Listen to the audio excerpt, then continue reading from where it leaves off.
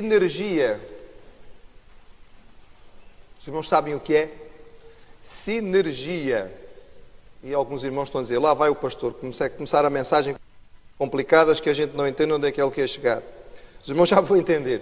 Sinergia é uma realidade que nós temos quando dois elementos ou pessoas cooperam juntamente de tal modo que o resultado do trabalho em conjunto é superior à soma dos trabalhos individuais. Exemplo. Nós poderemos ter alguns exemplos em todas as áreas da vida. Eu vou citar aos irmãos um exemplo que é da minha área de trabalho. Na área médica, nós utilizamos medicamentos e na farmacologia é comum nós descobrimos que dois medicamentos dados juntos, em termos de sinergia, os dois juntos funcionam melhor do que a ação dos dois somada separadamente. Então, se nós dermos um de manhã e o outro ao meio-dia, eles vão ter um certo efeito. Mas se dermos os dois juntos à mesma hora, o efeito vai ser maior do que a soma do efeito dos dois tomados separadamente. Então, nós dizemos ao doente, tome os dois juntos. Ou, por exemplo, quando nós descobrimos que dois antibióticos unidos fazem um efeito mais forte do que se nós dermos estes antibióticos separadamente. Mas as irmãs provavelmente conhecem a sinergia de outra maneira, porque provavelmente já fizeram bolos. E ao fazerem bolos vão juntar vários elementos, como por exemplo a farinha, o fermento, os ovos, que provavelmente separados não iam conseguir fazer um bolo com aquilo. Mas juntando, eles acabam por ter sinergia e juntos têm um resultado melhor do que teria a soma deles separadamente. A mesma coisa poderíamos dizer entre o cimento e a água. Ninguém constrói uma casa com cimento só, se não tiver água. Para junto com o cimento dar o resultado sinérgico daquilo que nós utilizamos como massa, nada feito. Sinergia. Sempre que há dois juntos, são mais fortes do que os dois usados separadamente. E os irmãos podem perguntar, e pastor, em termos de mundo espiritual ou da vida espiritual, isto tem alguma aplicação? Bem, irmãos, o apóstolo Paulo diz que sim. E ele fala de sinergia no que diz respeito à nossa ligação com o Senhor na vida cristã. É claro que nós não estamos aqui colocando nenhuma dúvida ou dificuldade em relação ao poder supremo de Deus. Ele é todo poderoso, Ele pode fazer aquilo que Ele quiser, Ele não precisava de nós. Mas a Bíblia diz que Deus decidiu, na sua sabedoria suprema e na sua graça tremenda, que certas coisas só iam acontecer através de instrumentos humanos, através da sua igreja. E neste caso, o apóstolo Paulo diz que existe algum tipo de sinergia, ou existe uma ligação em que Deus faz a obra, mas Ele nos utiliza como elementos para que esta obra aconteça. E o apóstolo Paulo cita na sua carta aos crentes que moravam na cidade de Corinto, ele cita alguns exemplos de como isto pode acontecer. E eu vou convidar os irmãos a lermos o texto para percebermos os 3 exemplos que o apóstolo Paulo utiliza na sua primeira carta aos Coríntios, no capítulo 3.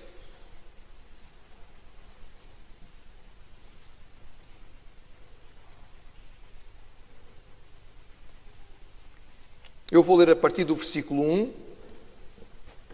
Primeira carta aos Coríntios, capítulo 3. E diz assim: E eu, irmãos, não vos pude falar como a espirituais, mas como a carnais, como a meninos em Cristo. Com leite vos criei, não com manjar, porque ainda não podíeis, nem tampouco ainda agora podeis, porque ainda sois carnais. Pois havendo entre vós inveja, contendas, dissensões, não sois porventura carnais e não andais segundo os homens? Porquanto dizendo um, eu sou de Paulo, e o outro, eu sou de Apolo, porventura não sois carnais? Pois quem é Paulo? Quem é Apolo? Senão ministros pelos quais crestes e conforme o que o Senhor deu a cada um. Eu plantei, Apolo regou, mas Deus deu o crescimento. Pelo que nem o que planta é alguma coisa, nem o que rega, mas Deus que dá o crescimento. Ora, o que planta e o que rega são um, mas cada um receberá o seu galardão segundo o seu trabalho. Porque nós somos cooperadores de Deus. Vós sois lavoura de Deus e edifício de Deus. Segundo a graça de Deus que me foi dada, pus eu, como sábio arquiteto, o fundamento, e outro edifica sobre ele, mas veja cada um como edifica sobre ele.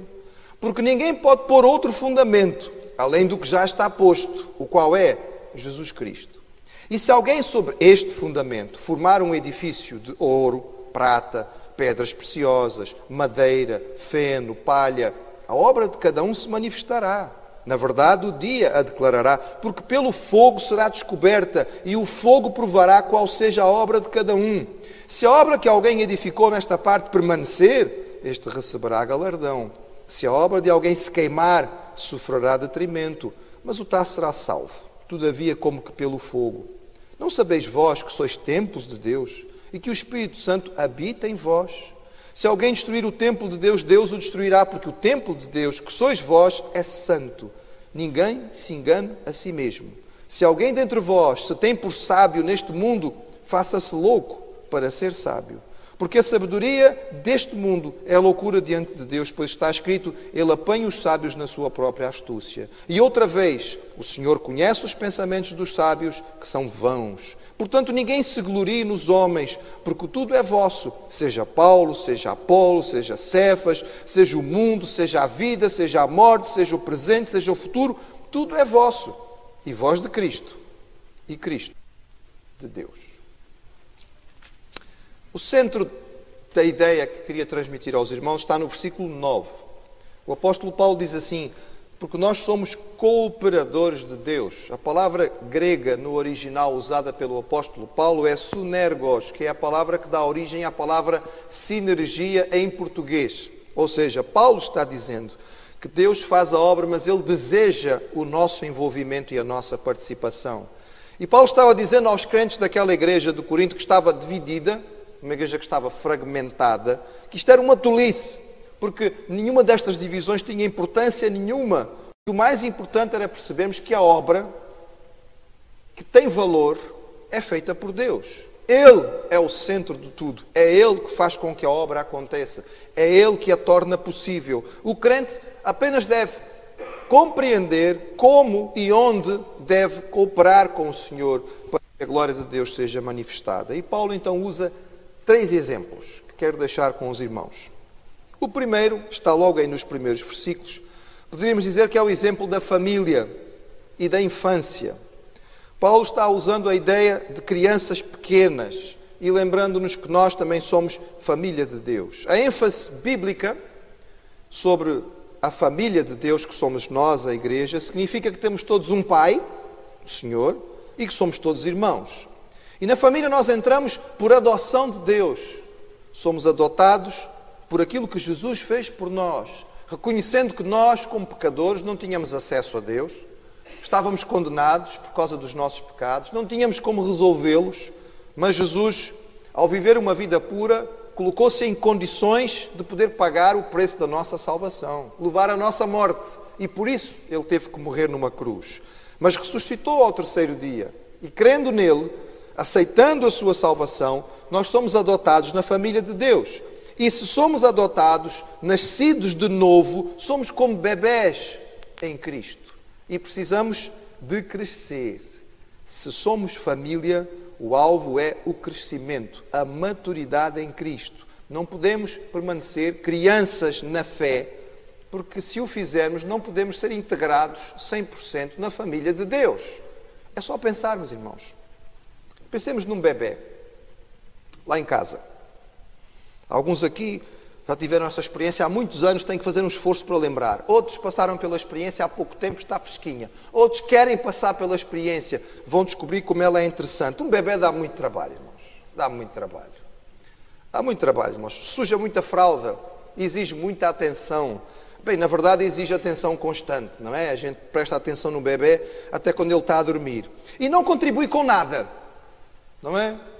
Os bebés não trazem nada para dentro de casa, eles não têm salário, eles não ajudam na limpeza, eles não auxiliam nas tarefas. Um bebê não faz nada, nem é capaz de pôr um prato na mesa ou tirar um copo para ser lavado. Eles, enfim, não podem comer exatamente as mesmas coisas que os outros comem, precisam de uma comida especial para eles. Nem sequer se conseguem sentar à mesa. Nós temos muitas vezes que preparar a comida especial e dar a comida a eles. Nem conseguem dormir numa cama comum. Tem que ter um berço especial, que é para eles não caírem durante a noite enquanto estão a rolar de um lado para o outro. Um bebê é super sensível.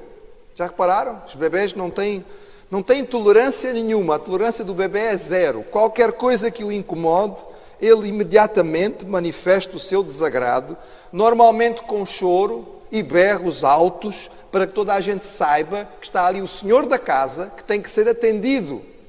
Irmãos, eu estou a descrever um bebê, não fiquem apavorados. Portanto, o nível de tolerância é zero. E, por outro lado, eles impedem muitas atividades. Por exemplo, quando um bebê está a dormir, não se faz barulho em casa. O silêncio tem que ser completo, não é? Ai de nós se entrarmos ou falarmos mais alto, a mãe que levou 1 hora a pôr o miúdo a dormir, dá cabo de nós, não é? Acordaste o bebê, ele agora é que dormiu. Portanto, não podemos fazer uma série de coisas. E a partir do momento em que o bebê chega, todos aqueles programas que os pais gostavam de fazer ficam em stand-by, porque agora não podemos sair, temos que, não é? Enquanto temos o bebê pequenino, pronto, hoje em dia, às vezes os avós tomam conta, mas nem sempre isso é possível. E a pergunta é, então, porquê que nós toleramos um ser que dá tanto trabalho? Por muitas razões. Uma delas é porque eles são nossos, outras coisas é porque eles são família, porque nós os amamos, eles representam a continuidade. Mas uma das razões, talvez muito importantes, pelas quais nós toleramos todas estas coisas nos bebés, é porque nós sabemos que eles vão crescer. Não vão ficar eternamente bebés. São muito giros, também é verdade, mas não vão ficar eternamente daquele tamanho. E, eventualmente, vão começar a poder participar um pouco mais da família, eventualmente vão dar um pouco menos de trabalho, eventualmente vão se integrar nas atividades normais da família e permitir a todos terem o seu dia-a-dia comum. Agora imaginem que o bebê não cresce e passados 3 anos ele ainda está no berço, não anda. Passaram 5 anos e ele não fala, não senta. Passaram 10 anos e ele ainda precisa da papinha sendo feita e colocada na boca. Bem, se isto acontecer é muito simples. Deixaram de ser bonitinhos, não é? Deixaram de ser engraçados. E passou a ser uma grande preocupação. Era isto que Paulo estava a falar aos crentes de Corinto. Ele diz aos crentes de Corinto, eu quis-vos tratar como espirituais, mas vocês são meninos em Cristo. Eu tenho que vos criar com leitinho. Passaram-se os anos e vocês não cresceram, não amadureceram, não tornaram-se fortes. Não mostram sinais de quem está a crescer em Cristo, quem está a se desenvolver na fé. Paulo diz, os anos se passaram e vocês continuam se comportando como bebés. Barulhentos, briguentos, chorões, inconstantes, supersensíveis, incapazes de contribuir, de participar, de ajudar. E ele diz, não é possível continuarem assim. Porque a Igreja de Jesus é família. E na família nós entramos como bebés, mas se somos família, o alvo é o amadurecimento. É crescer, é tornarmos mais fortes, é ficarmos maduros, é perdermos estas características da infantilidade e começarmos a mostrar maturidade, na qual nós podemos ser bênção, na qual nós podemos estar integrados, na qual nós podemos ajudar uns aos outros e ser bênção para a família de Deus. Isto tem a ver, evidentemente, com o alimento que nós tomamos, com a capacidade de nós nos alimentarmos de forma saudável na fé, de nós crescermos na compreensão da Bíblia, de nós gastarmos o nosso tempo em oração, nós nos desenvolvermos na comunhão com os nossos irmãos e com o Senhor. E isto deve acontecer na vida do crente. Ele deve ser capaz de perceber o seu próprio amadurecimento e avaliar a sua vida e perceber que, graças a Deus, ele está a crescer. E isto é visível nos frutos da sua forma, como ele se comporta e como ele lida com os outros irmãos e também como ele auxilia na vida da igreja. Mas Paulo utiliza uma segunda imagem. A segunda imagem que ele usa é a imagem da lavoura, do campo. Paulo diz mesmo de forma muito clara, diz assim, vós sois lavoura de Deus. Vocês são terra, como se fossem terra de lavrar, onde Deus trabalha. E ele identifica 2 tipos de trabalhadores, os plantadores e os regadores. Aqueles que trazem a palavra Portanto, os evangelistas, os missionários, os pregadores, os profetas, são essencialmente os plantadores, aqueles que levam a semente e plantam. E depois nós temos os pastores, os mestres, os discipuladores, os cuidadores, são os que cuidam da plantação, são os regadores. A igreja, como lavoura, precisa destes dois tipos de obreiros para que a obra possa se desenvolver. Mas notem bem, irmãos, Paulo deixa muito claro uma coisa: o crescimento vem de Deus.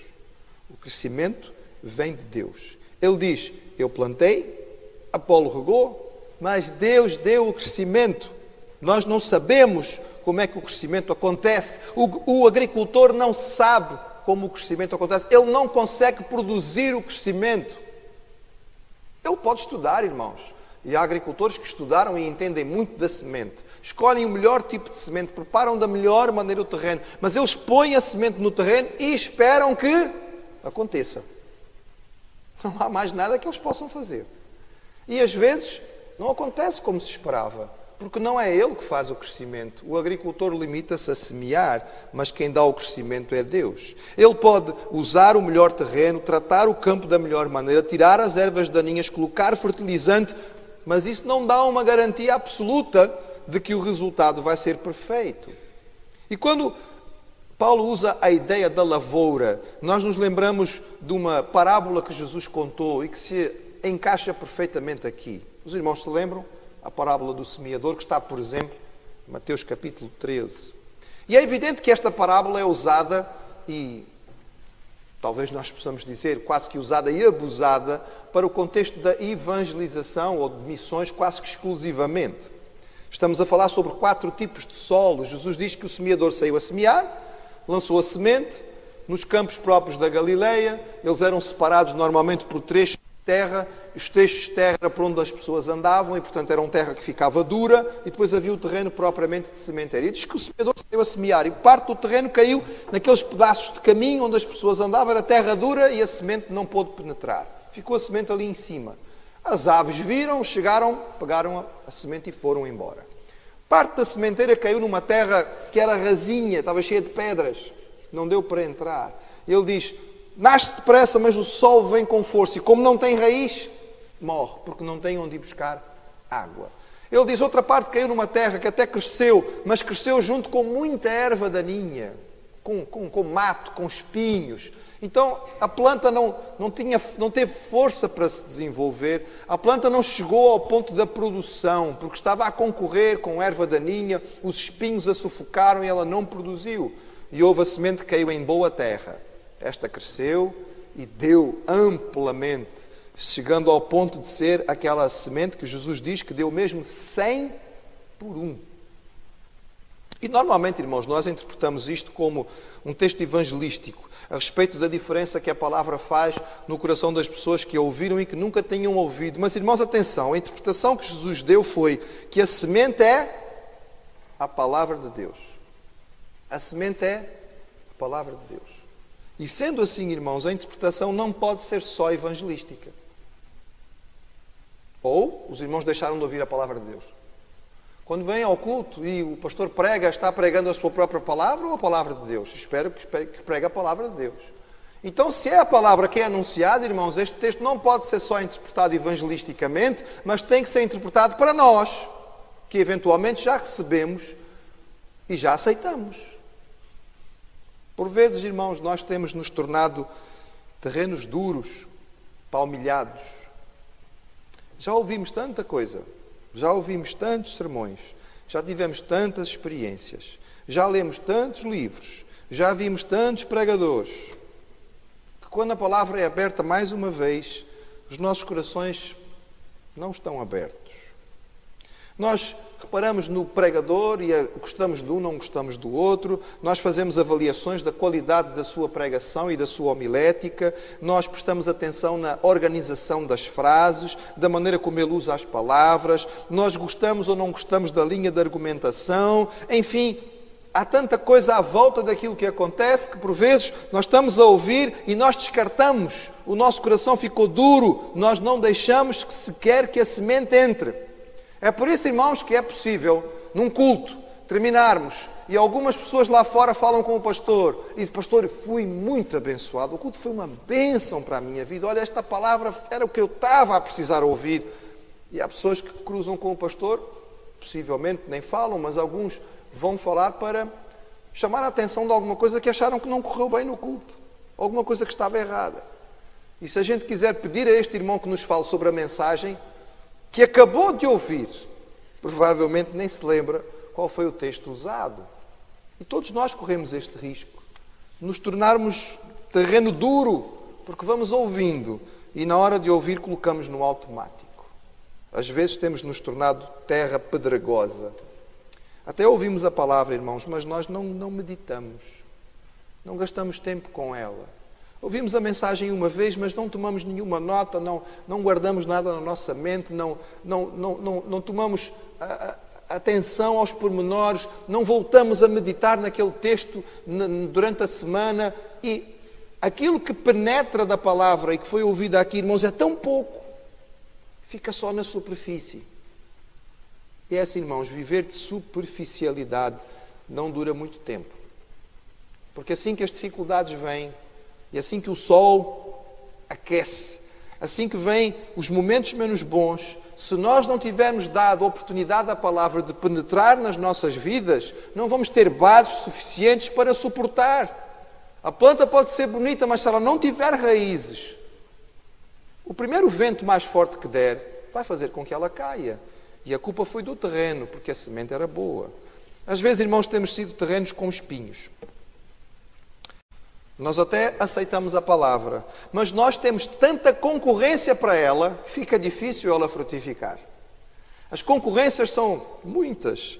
Preocupações, ansiedades, sabedoria humana, projetos humanos, livros e material de ciências que nós encontramos às vezes em tantos lugares, têm o seu lugar e o seu valor, mas às vezes são tão importantes na nossa vida que sufocam o ensino que veio do Senhor.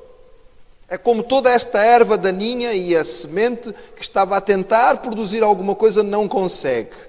Às vezes até, irmãos, nós nos envolvemos com tantas atividades supostamente da igreja e não permitimos que a palavra frutifique nos nossos corações.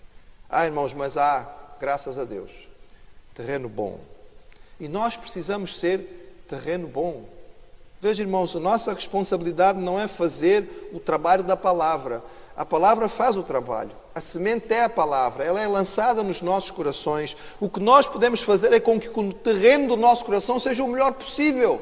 Seja aberto, seja disponível. Receba a semente da melhor maneira. Trate bem da semente, guarde-a bem. Perca tempo meditando, pensando, germinando, deixando que ela se aprofunde nas nossas vidas e então ela vai produzir o efeito. E a Bíblia diz que pode chegar a ser 100 por 1. Se a igreja é a lavoura de Deus, o alvo é a fertilidade e a frutificação. O terreno que Deus deseja em nós, em cooperação com a sua graça, é aquele que produz os resultados próprios da palavra. Ela cai na vida, ela lança raízes e ela cresce e produz os frutos que Deus quer que aconteçam. Mas Paulo usa ainda, irmãos, um terceiro exemplo, uma terceira imagem neste capítulo, que é a imagem do edifício. Os irmãos viram aí, mesmo no versículo 9, ele introduz o tema e diz assim: vós sois lavoura de Deus e edifício de Deus. Ele fala da igreja e dos crentes como construção de Deus, como se Deus estivesse a nos construir, estivéssemos a ser construção do Senhor. A base é uma só. O alicerce é um só. O alicerce é a parte fundamental da construção e não há outro, só existe um. É Jesus, a sua graça salvadora. Quando falamos de graça, estamos falando de Deus nos dar aquilo que nós não merecíamos. Esta é a base da salvação. Não existem alicerces diferentes na igreja. Uns não são salvos pelas obras, outros por penitências e outros pela graça. A Bíblia nos diz que só pela graça sois salvos, por meio da fé. Não vem de vós, é dom de Deus. Não vem das obras, para que ninguém se glorie. Então não há como haver diferença neste sentido. Todos temos uma base só, um fundamento, que é Jesus, mas a edificação.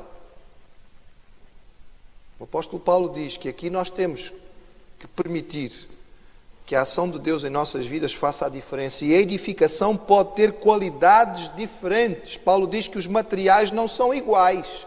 E ele diz que uns edificam com ouro, outros com prata, outros com pedras preciosas, mas outros com madeira, com feno, com palha. Lembra-me uma ilustração interessante. Certo pedreiro trabalhava para uma grande construtora e trabalhou muitos anos.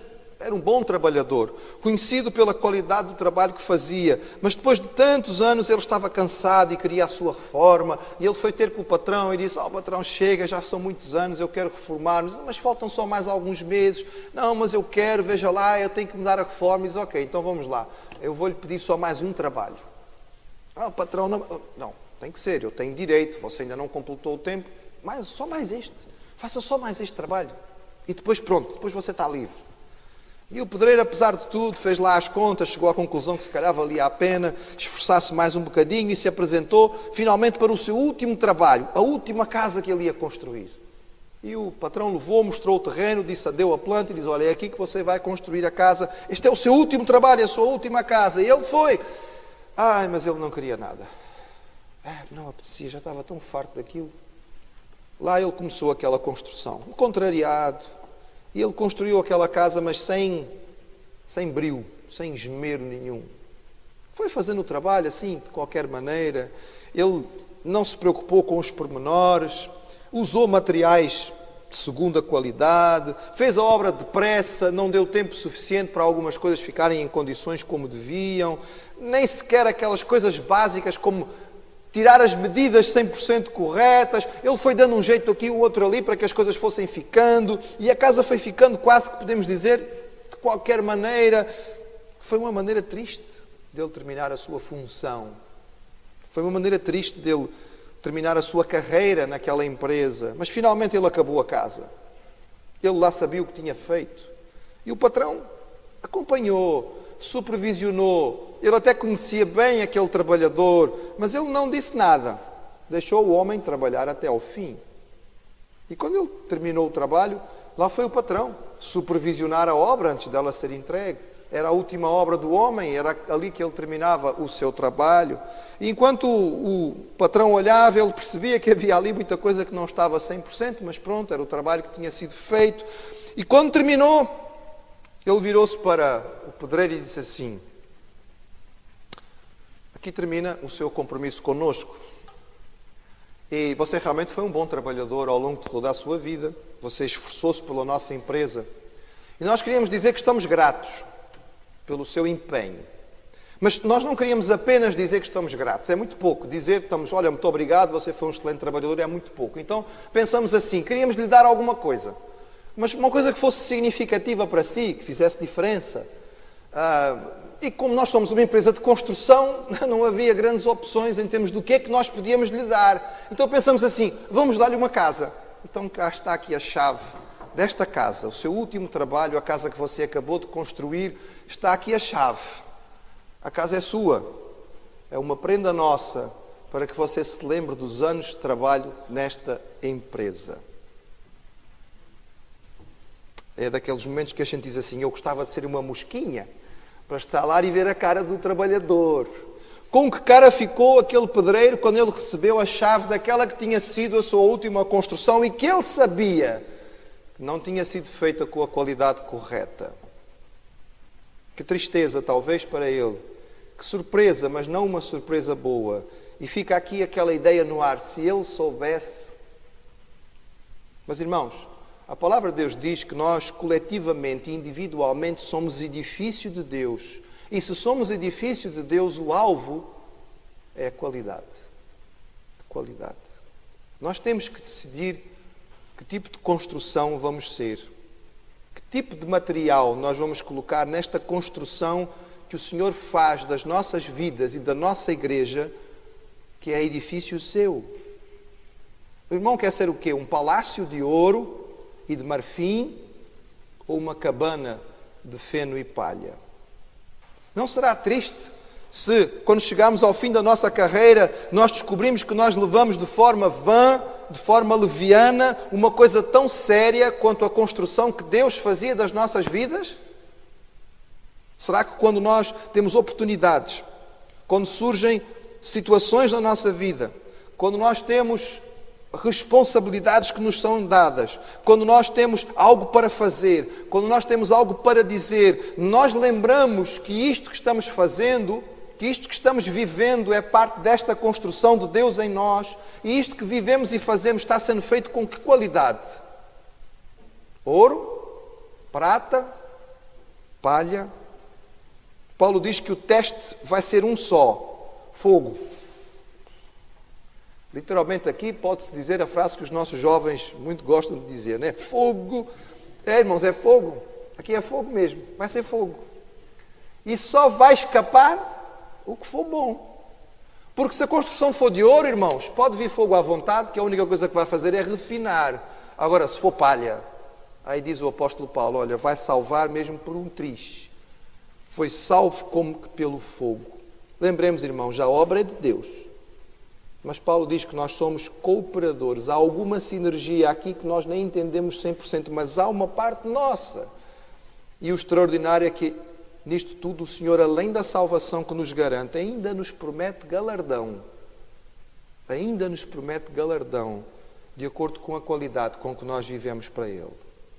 Ou seja, irmãos, o apóstolo Paulo diz aqui neste capítulo 3 que nós somos cooperadores de Deus. E ele usa 3 exemplos. A família de Deus, a lavoura de Deus e o edifício de Deus. E os alvos são maturidade, frutificação e qualidade. É claro que se os irmãos ouviram bem o texto, perceberam que ainda há aqui uma ilustração muito importante. Mas ela fica para a semana que vem, para os irmãos que tiverem vida, saúde, vontade e aqui estiverem, se nós também estivermos e o Senhor o permitir. Mas eu queria que nós guardássemos neste momento isto, extraordinário, porque é Deus que quer fazer. A obra é dele, mas Ele quer fazer nas nossas vidas. Oh, meus irmãos, que sejamos encontrados crentes maduros, que sejamos terreno produtivo, onde a semente cresce e dá bom fruto. Que sejamos construção de qualidade.